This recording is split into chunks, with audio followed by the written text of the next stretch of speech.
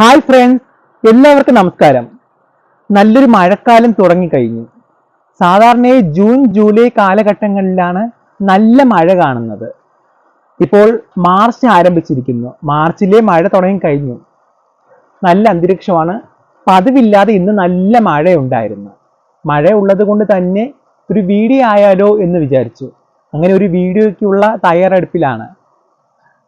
കുട്ടിക്കാലം മുതലേ ഇതുപോലെയാണ്. മഴ വരുന്ന സമയത്തായിരിക്കും കൂടുതൽ യാത്ര ചെയ്യുന്നതും പന്ത് കളിക്കാനും ക്രിക്കറ്റ് കളിക്കാനും ഒക്കെ പുറത്തേക്ക് ഇറങ്ങുന്നത്.